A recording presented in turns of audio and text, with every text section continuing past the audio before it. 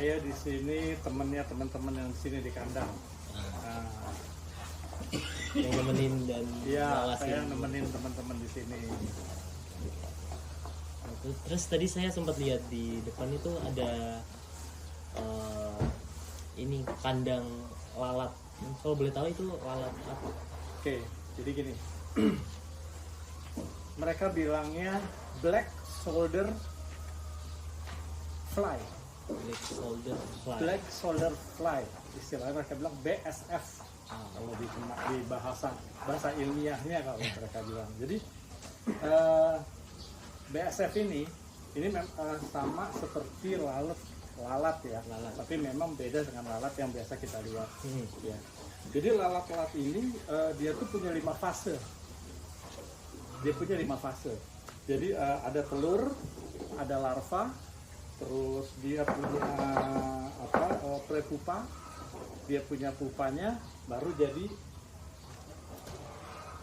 BSF lagi. Jadi dia siklusnya ya, ada 5 siklus dia.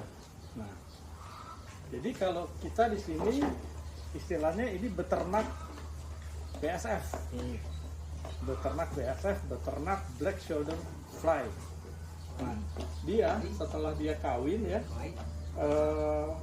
jadi begitu dia dewasa itu kurang lebih umurnya sekitar 384 hari. Ya, dia tuh hitungannya hari. Jadi begitu dikawinin dia 384 hari. Terus kalau mau lihat betinanya itu nanti bertelur, dia itu kalau bertelur dikasih tempat, dikasih media. Ya, jadi nggak dicemplungin. Jadi dikasih media, nanti di bawah medianya itu dikasih organik. Nah, kalian harus tahu dulu bahwa BSF ini yang bikin tren karena BSF ini mengurai sampah.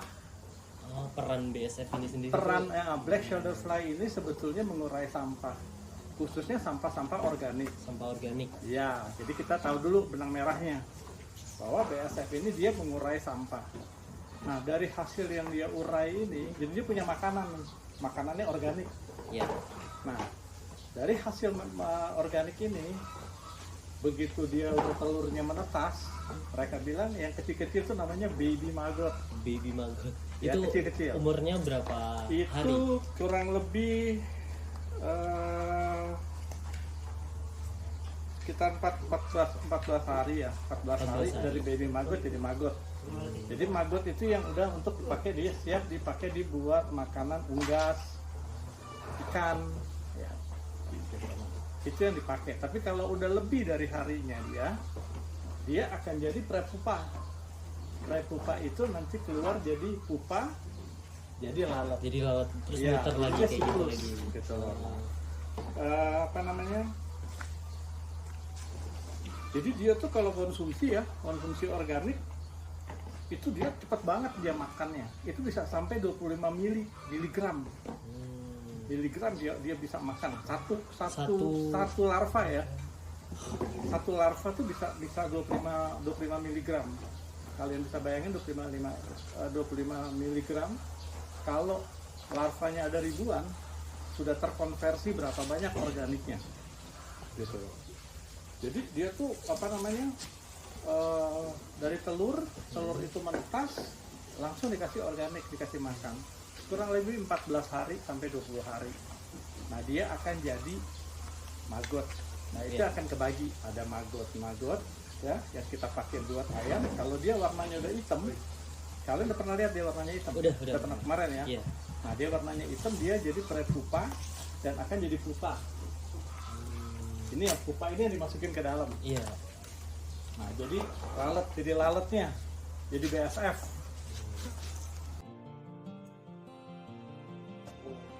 Sebenarnya kita pakai BSF ini untuk alternatif mengurai sampah. Itu dulu konsepnya. Iya, sebetulnya itu. Jadi kan gini, sampah ini kan mesti habis. Iya. Ya. Nah, kalau sampah ini cuman kita ambil tapi tidak kita konversi lagi kan sama aja bohong. Numpuk. Artinya numpuk kan, dan itu jadi penyakit. Nah, ternyata Tuhan tuh adil gitu. Diciptain lah yang namanya BSF. Ya, BSF ini. Nah, setelah dilihat ternyata BSF ini bisa mengurai sampah. Tadi saya udah bilang, dia kalau makan itu bisa sampai sekitar 25 mg sampai 500 mg. Itu kalau lagi rakus-rakusnya. Itu Satu larva. Kebayang sampah segitu banyaknya diurai. Dia dimakan. Jadi habisnya tuh di perutnya si BASF. Ya kan? Nah, dari hasil penelitian yang ternyata yang mereka bilang maggot ini, BASF ini buat pakan, buat unggas ternyata punya gizi yang luar biasa. Gizinya tuh tinggi banget, proteinnya tuh tinggi sekali. Kalau nggak salah ya, nanti kalian lihat literasinya deh. Coba dilihat literasinya, kalau nggak salah sekitar 60-an sampai 80 kalori itunya, kandungan protein. Nanti kalian lihat literasinya kalau saya salah. Jadi itu diteliti sehingga akhirnya direkomendasi bahwa ini cocok buat unggas. Bahkan ekstrim ya, orang itu sampai mau makan langsung. Dan ada orang yang makan langsung, tapi saya tidak sarankan ya. Karena apa? Proteinnya tinggi. Kandungan proteinnya tinggi. Jadi itu kenapa alasannya layak dipakai buat unggas, khususnya buat ayam petelur maupun lele. Ayam petelur ini setelah mereka konsumsi maggot, ternyata dampaknya ada di telurnya. Nah, kandungan albumin itu putih telur. Namanya putih telur. Istilahnya albumin, orang bilang albumin itu sebenarnya putih telur. Nah, putih telurnya ini kandungannya itu ada sekitar 67%. Kandungan albumin yang mereka kandungan putih telurnya ya itu 67%. Buat stunting. Nah dulu di daerah Ciamplas ini, kalau dengar cerita dari Pak Indra, bukan penderita, orang yang stunting di daerah sini itu ada 24% populasi dari populasi yang ada di Ciamplas. Setelah konsumsi telur ini turun menjadi 22%. Sehingga kita selalu bikin social activity untuk makan telur untuk pengobatan stunting ini. Jadi, dia punya nilai gizi yang luar biasa. Sehingga kita berhitung satu telur itu nilainya sama dengan 2 kilo sampah. Satu telur 2 kilo sampah yang dikonversi sama maggot. Kalian bisa bayangin kalau dia bertelur 10 telur, berarti udah berapa puluh 20 kilo sampah. Kalau dia bertelur 1000, kali aja 2 kilo, ya kan? Artinya sampah itu terkonversi dan itu dibuktikan dan sepakat, sehingga itu dijadikan makanan. Sekarang konsepnya kebelah dua. Untuk bicara sampah mengkonversinya, itu sekarang ada maggot. Sisi komersilnya, telurnya bisa dijual. Ya. Nah, jadi ada sosial ekonominya. Ya, sosial ekonominya ada. Nah, terus apa keuntungannya buat masyarakat? Masyarakat sekarang nggak usah pusing buang sampah ke sini, khususnya organik. Kalau masyarakat Ciamplas ini sudah teredukasi, mereka awareness-nya, kesadarannya untuk milah sampah itu udah luar biasa. Karena sudah terbiasa. Terus keuntungan yang kedua, mereka bisa konsumsi telur ini dengan harga yang murah, yang terjangkau. Sehingga kalau melihat teman-teman kita di sini lagi nge-packing telur, itu dijual buat masyarakat di sini. Jadi sampah itu dibuang ke kita lempar lagi ke mereka dalam bentuk telur. Terus tadi Bapak sempat singgung soal